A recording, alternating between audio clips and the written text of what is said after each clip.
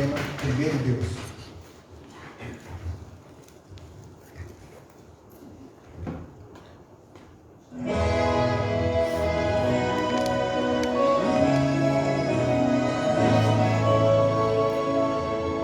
Antes do nascer do sol eu venho a ti, para um novo dia contigo começar. Sempre estás a me esperar e me ofereces teu poder, e como servo me entrego ao meu Senhor. Primeiro Deus na minha vida, primeiro Deus no meu lar, primeiro Deus no meu agir, primeiro Deus no meu falar. Tudo de mim em resposta ao tudo de Deus. Fiel por prazer e leal pra te agradecer. Meus talentos pra teu louvor, meus tesouros dou por amor. Meu tempo eu te dou, sou um templo para a glória do Senhor. Primeiro Deus na minha vida, primeiro Deus no meu lar, primeiro Deus no meu agir, primeiro Deus no meu falar. Sou um templo da glória do Senhor. Meus talentos para o teu louvor, meus tesouros dou por amor. Meu melhor eu te dou. Amém. Amém. Boa noite. Convido todos aqueles que puderem se colocar de joelhos para nós falar com Deus. Querido Deus e Pai, te agradecemos por mais uma oportunidade que o Senhor nos dá de estarmos na tua casa, para desfrutar da tua presença e da comunhão com nossos irmãos. Queremos te pedir, por favor, se manifeste no nosso meio. Fale ao coração de cada um que se encontra aqui hoje de forma especial, que todos nós possamos sair daqui alimentados da tua palavra e cheios de ti, melhor do que como entramos. Esteja no nosso meio, abençoe a pregadora desta noite. É isso que te pedimos. Também te peço perdão pelos nossos pecados e te agradeço porque o Senhor nos sustentou mais esse dia, tem nos sustentado nessa semana, que assim permaneça. Em nome de Jesus oramos e agradecemos. Amém. Amém.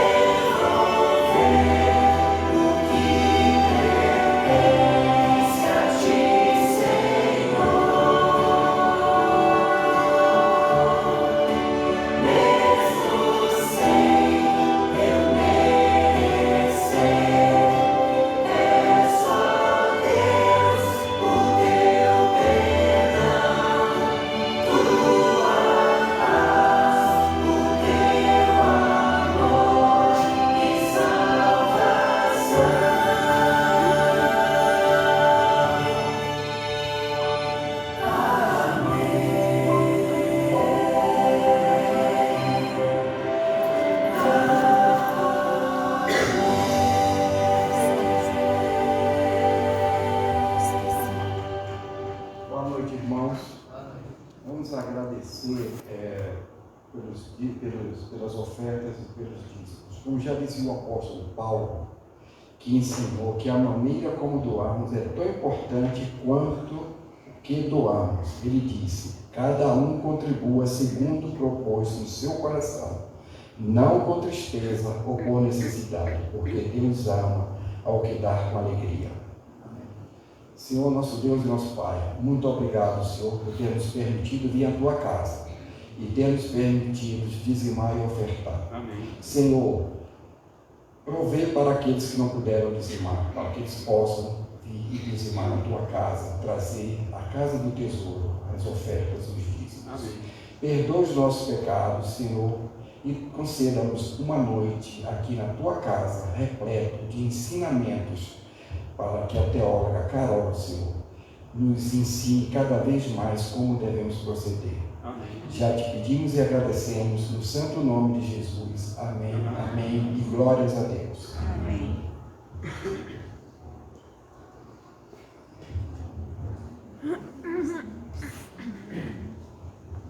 Hoje é uma quarta-feira de poder diferente das outras. Nós vamos direto para a mensagem. A Carol já vai assumir aqui o púlpito, transmitir a mensagem e fica aí no coração de cada um o seu pedido e o seu agradecimento a Deus. E no final a Carolina faz uma oração para todos os pedidos que ficou no coração de cada um de nós, também os agradecimentos.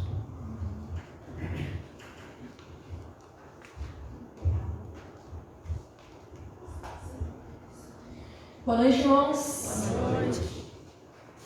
Quarta é o remanescente, né?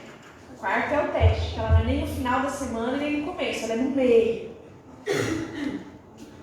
Muito bem. Que bom que você está aqui. Que bom que você veio. A gente vai meditar hoje no livro de Hebreus, a partir do capítulo 4.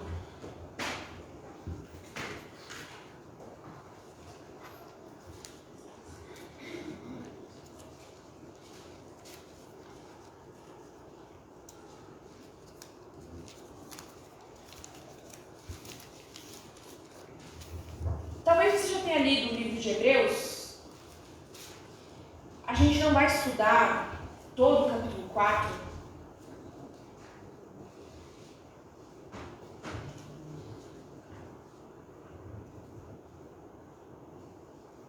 Mas Paulo começa aqui no capítulo 4 falando sobre entrar no descanso.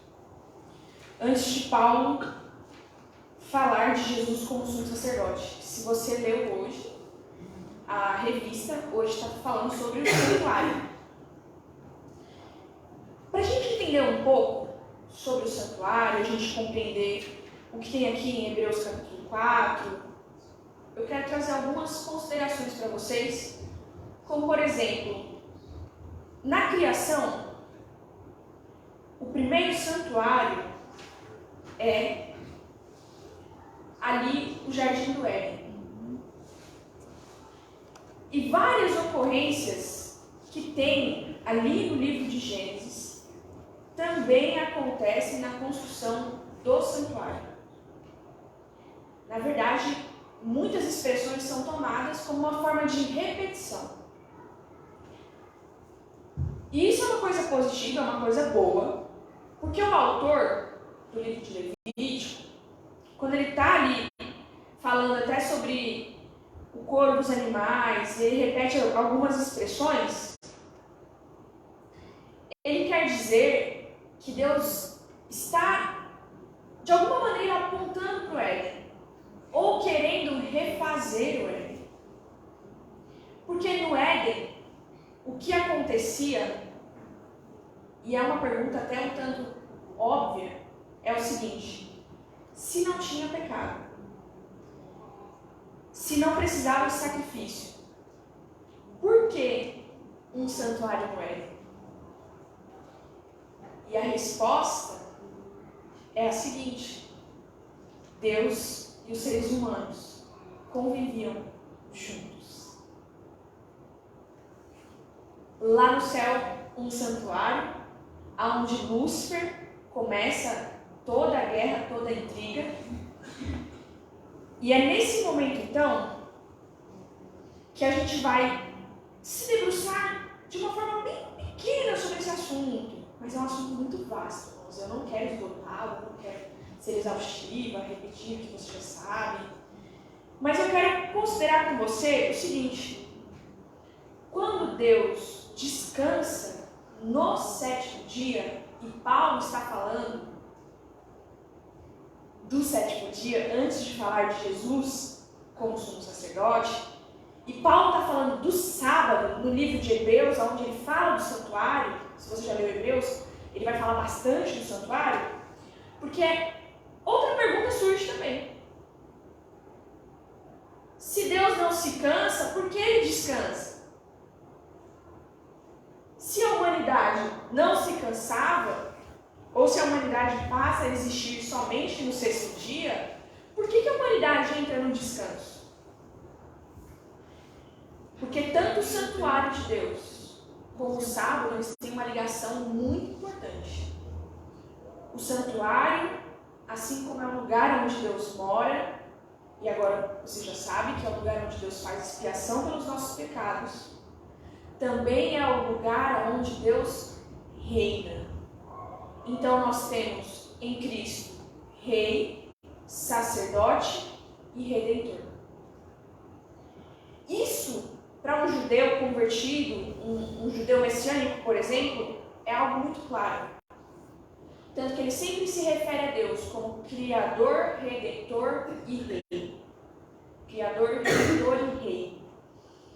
Mas isso para nós, como a gente vem de uma linhagem cristã, tanto do catolicismo aqui do nosso país, etc, a gente se remete a Deus como Pai, e não está errado.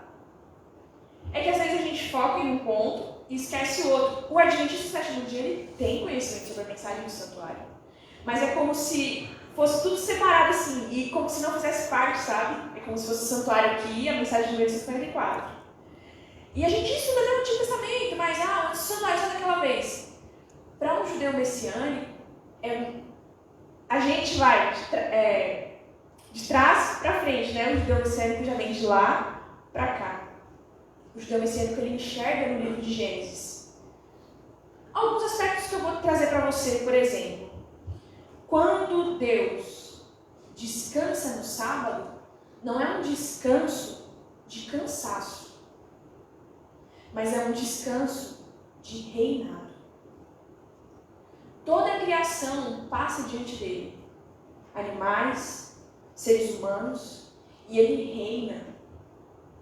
Nós não somente entramos no descanso, nós entramos na adoração que parte do pressuposto que ele é rei, e ele reina sobre toda a terra, e ele reina sobre a vida, e ele determinou que a vida precisaria de um dia para descansar, mesmo em um mundo que não tem pecado.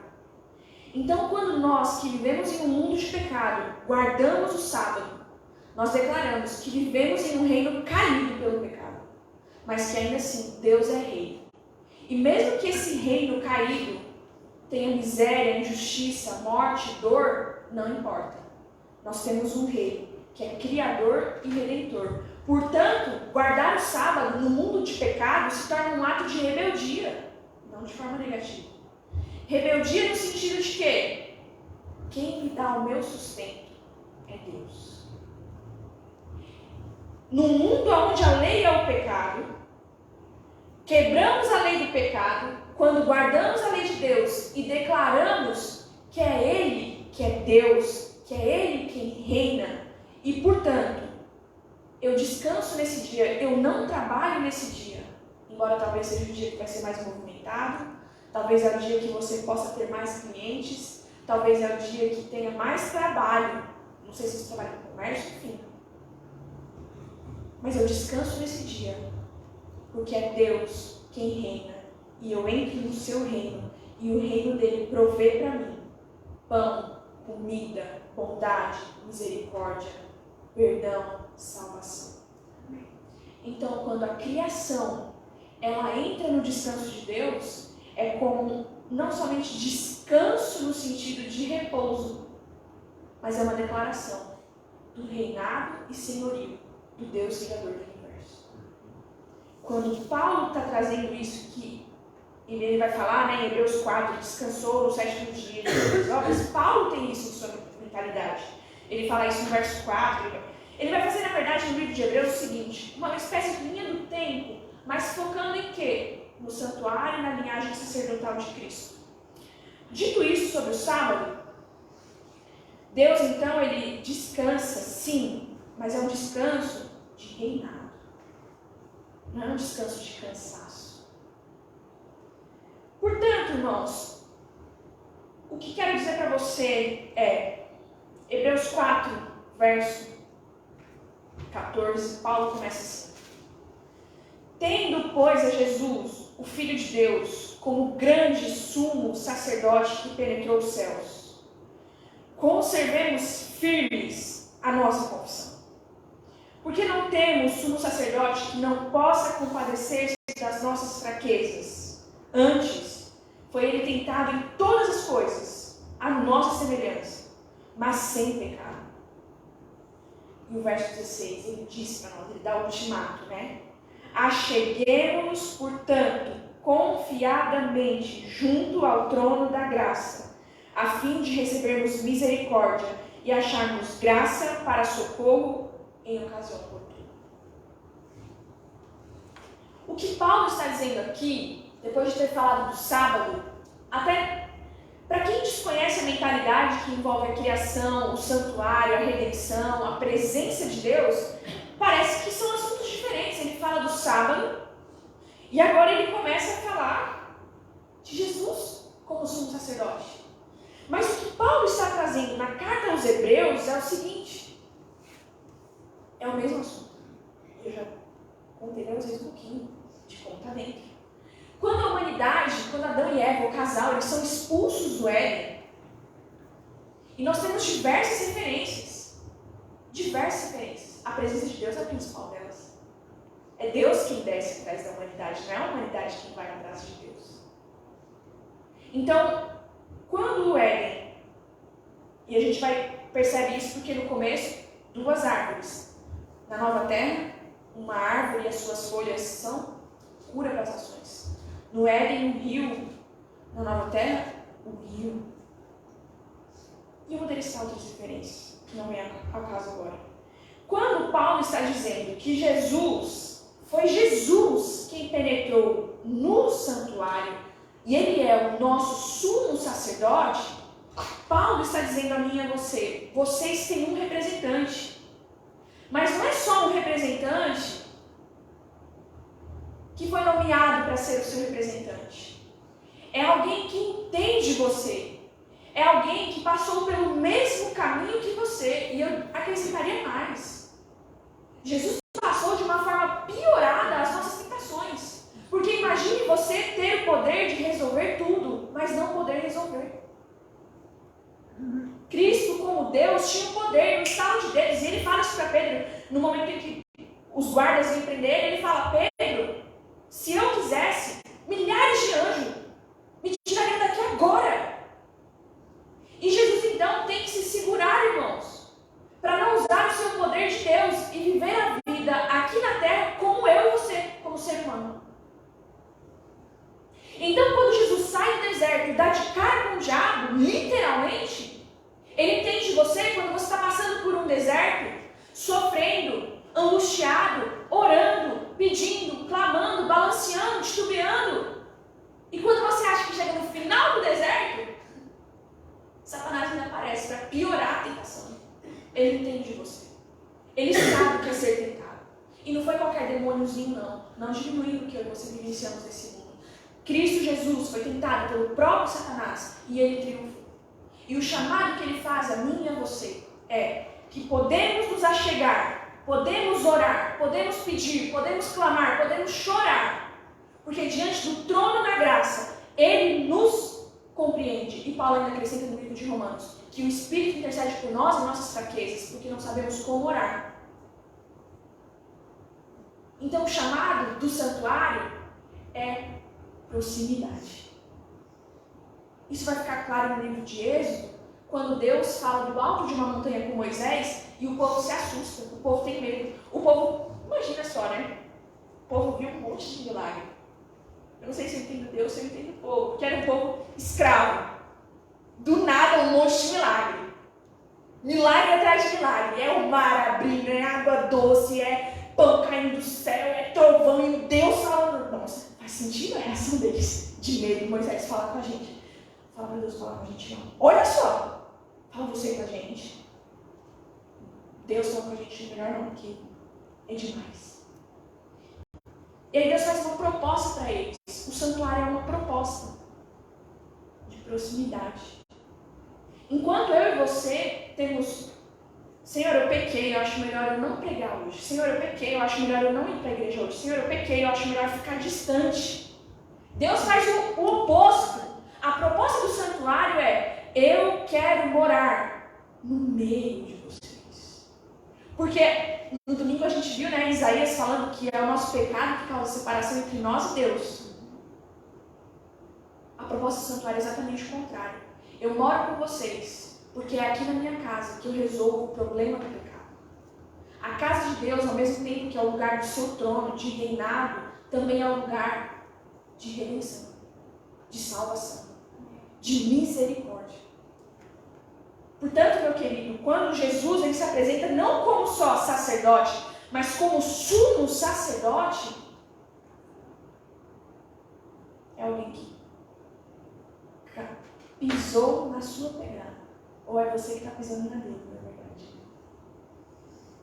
A gente está pisando na pegada de Cristo. Então, quando a gente tem medo, quando a gente olha para a cruz e fala, passa de mim porque é pesado demais, Cristo ele não julga você. Ah, fracote. Ah, mas eu aguentei, você não aguenta. Ah, não quer ir para a igreja hoje, está cansado. Cristo orou para Deus.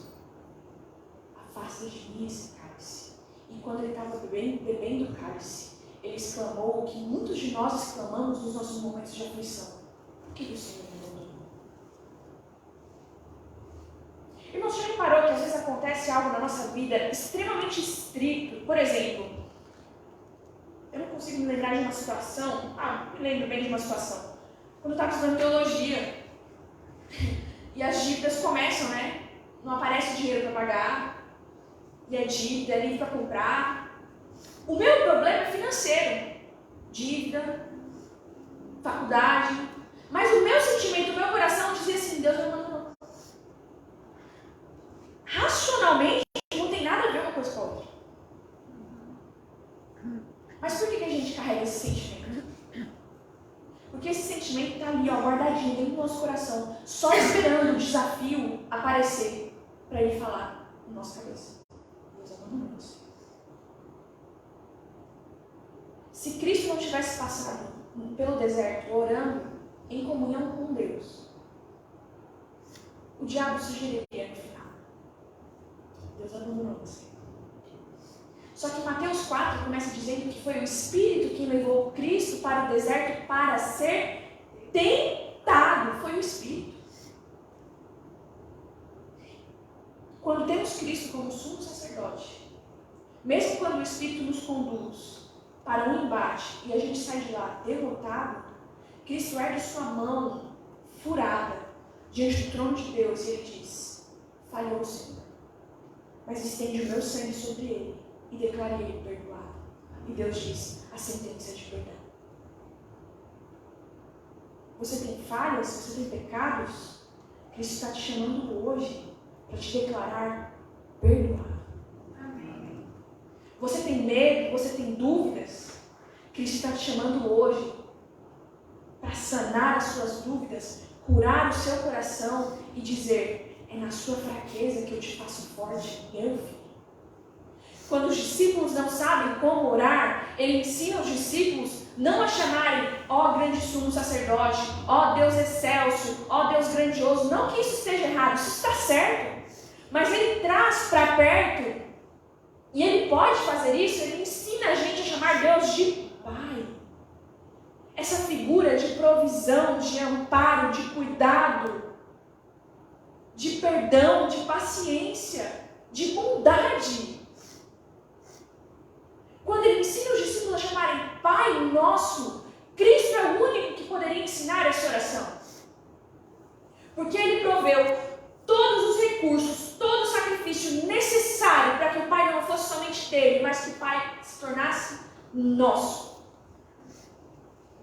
Quando ele diz que ele é o nosso sumo sacerdote, que ele entrou nos céus, nem sempre a gente faz a consideração de que o sacrifício foi aceito, foi uma ovelha perfeita.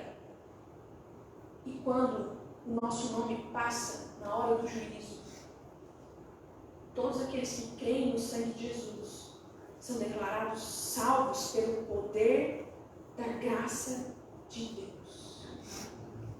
Irmãos, esse é o maior milagre que o universo testemunhou. Criaturas que caíram e falharam, que deram as costas para o seu Criador, mas Deus, em seu amor e em misericórdia tão grande, tão precioso, nos trouxe de volta para si. Portanto, o santuário, mesmo que seja um lugar de juízo, mesmo que seja um lugar que às vezes a gente olha de uma forma assim, né, até mesmo um tanto distante, nossa, mas essas peles, essas cores, todas essas regras, eu não consigo entender. Hoje eu resumo para você o que é o santuário. É Deus convidando cada um a resolver o problema do pecado, porque é dentro de casa que a gente lava a roupa suja. E Deus começou isso dentro da própria casa dele. Lúcifer falhou no céu, lá no santuário. Quando a Bíblia diz quem era Lúcifer, se você analisar bem, Lúcifer era um dos dois anjos. Você lembra do que tem na Arca da Aliança? A Arca da Aliança toda de ouro, a tampa de ouro, e ela tem dois anjos. Porque dois anjos ministravam perante o trono de Deus. Existiam dois anjos querubins, querubim de cobridor. Lúcifer era um dos que cobriam a glória de Deus. Ele era um dos mais próximos. E quando Deus começou a resolver o problema do pecado, ele começou dentro da casa dele. Começou lá essa história de perdão, de salvação, de redenção. Esses dias um aluno me escreveu uma mensagem perguntando assim: professora, você acha que é possível que Deus não salve algum tipo de pessoa? Vocês dá até medo de responder, né? E eu disse para ele assim: olha, Deus pode salvar a qualquer um. E depois de 4 anos de estudo, irmãos, depois de ter lido a Bíblia diversas vezes, eu consigo te dizer uma coisa: todos aqueles que não entrarem no céu, essa será uma escolha consciente, assim como a de Lúcifer foi. Perder a salvação será uma escolha. E eu não estou falando isso com aquele peso de um terror. Eu estou falando isso de maneira responsável. Sabe quando, como é que diz? Quem quer dar um jeito, quem não quer dar uma desculpa? A perdição será uma escolha, assim como a salvação ela é uma escolha. Para aqueles que falham e pecam, Deus tem perdão. E para aqueles que não têm vontade de serem salvos, Deus tem o quê? Deus passa por cima da nossa escolha de maneira honesta. Por isso, se você quer ser salvo, a boa notícia é: tem alguém que assiste diante do trono, feito de carne e osso, como eu e você, e que tem perdão e salvação para cada um de nós.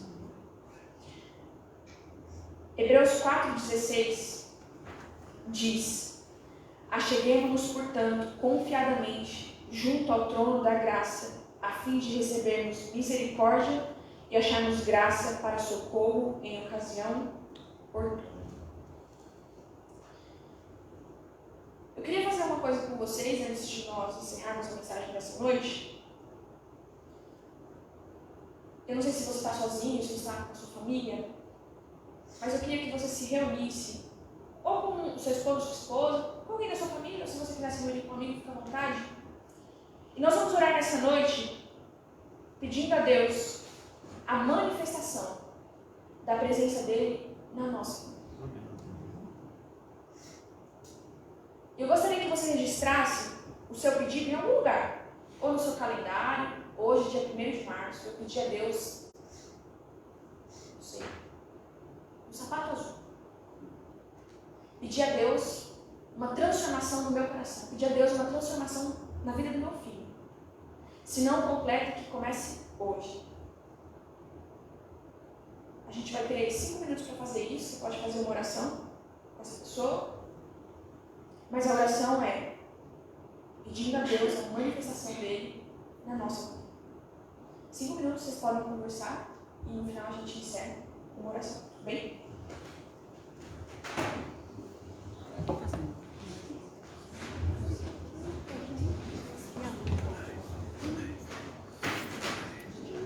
Vou registrar. Vai que eu posso.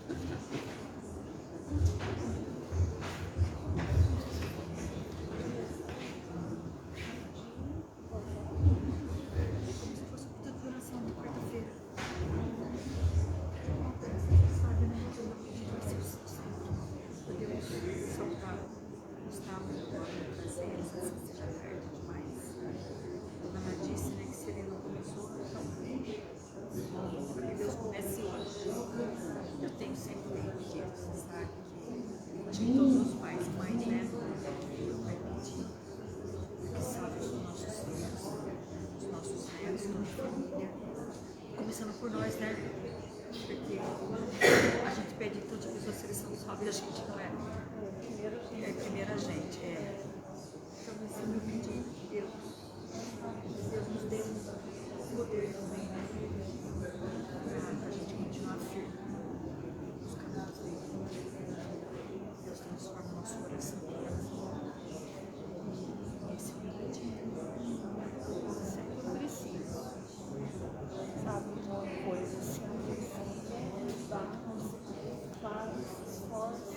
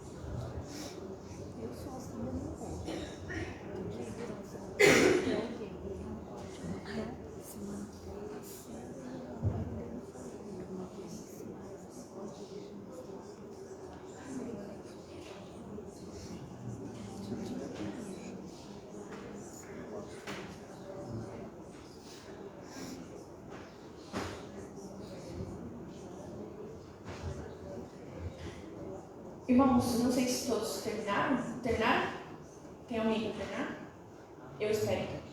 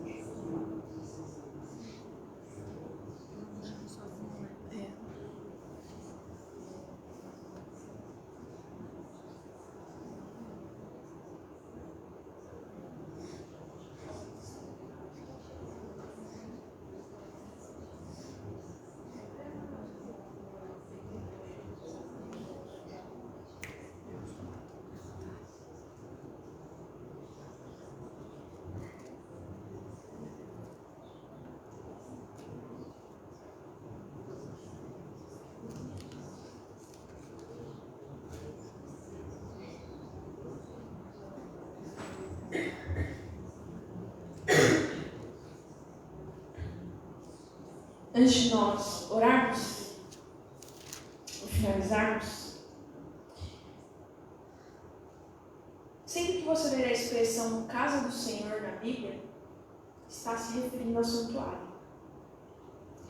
E você conhece um salmo que aparece essa expressão casa do Senhor? No Salmo 23, Davi ele fala que Deus é o pastor dele.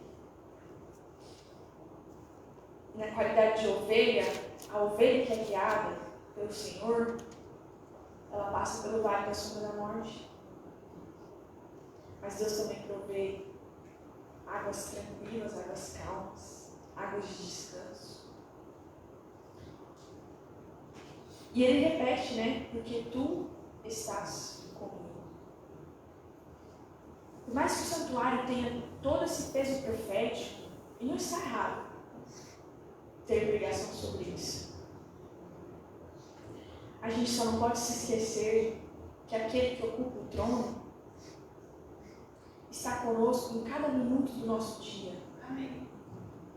Para prover aquilo que necessitamos. A teologia, irmãos, é linda, é bonita. Tem tudo de bom, todas as ferramentas para estudar. As outras ciências, as outras profissões.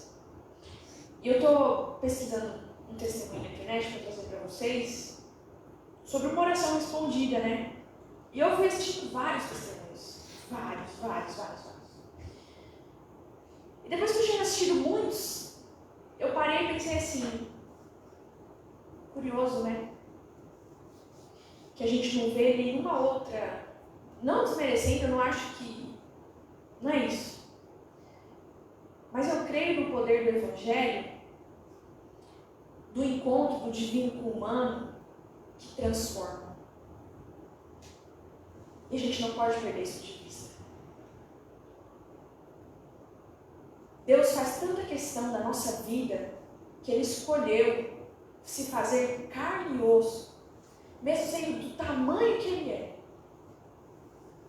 para que a gente tivesse um vislumbre bem pequeno do tamanho do amor dele, que não cabe nenhum livro, nenhuma palavra. E eu assistindo aqueles testemunhos, as pessoas falando que foi salvo, que foi transformado, foi curado, e a fé, e isso e aquilo. E até histórias tristes que precisavam de milagre, o milagre não veio, mas a pessoa glorificou o nome de Deus. Eu fiquei pensando, em que momento na sociedade nós vemos pessoas sendo transformadas de maneira sobrenatural, se não for pelo poder do Evangelho de Cristo Jesus? E quando Davi diz, no final do Salmo, que bondade e misericórdia me seguirão, saia daqui hoje sabendo que bondade e a misericórdia de Deus te perseguirão aonde você for. Amém. E ali, no final do Salmo 23, a melhor tradução seria, porque ele fala assim, né, bondade e misericórdia certamente me seguirão, e ele não diz assim, só no dia bom, ou só no dia mau, mas ele coloca todos os dias da minha vida. E ele termina, e habitarei na casa do Senhor para todos os sempre.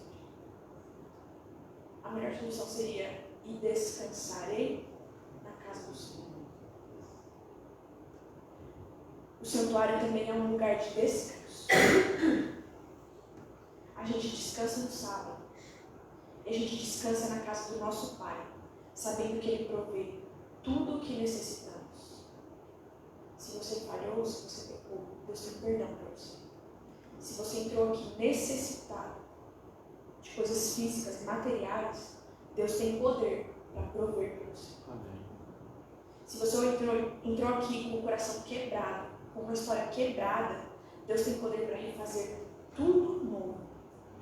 Porque não há limite para esse Deus que mora lá no céu. E descansarei na casa do Senhor. O santuário também é um lugar de descanso. A presença de Deus nos restaura, nos revigora. A presença de Deus tem esse poder, irmãos. E que essa presença enche a nossa vida, o nosso coração. E por onde passarmos e pisarmos, que os outros, como disse Paulo, somos cartas ao mundo. Algumas pessoas não terão o privilégio de ler a Bíblia, mas que eles leiam e conheçam esse Deus maravilhoso através da nossa vida. Amém. Que Deus nos abençoe mais uma vez. Amém. Convido você a ficar em pé para nós fazermos oração final.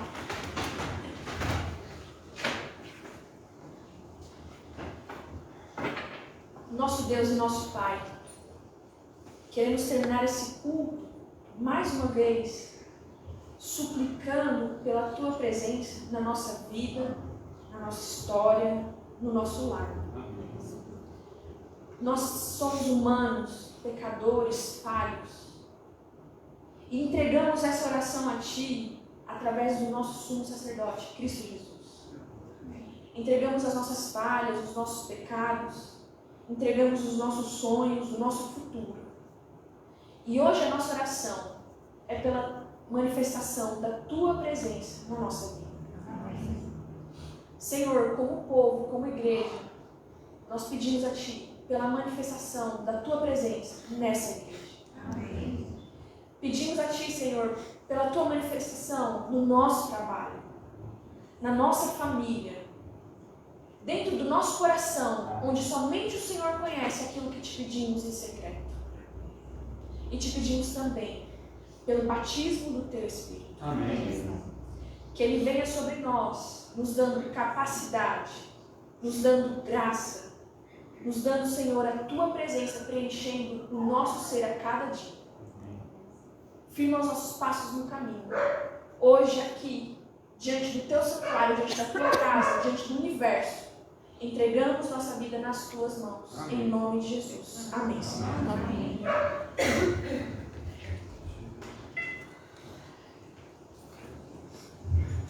Sexta-feira, 19h30, nós temos a continuidade no último final de semana do ano.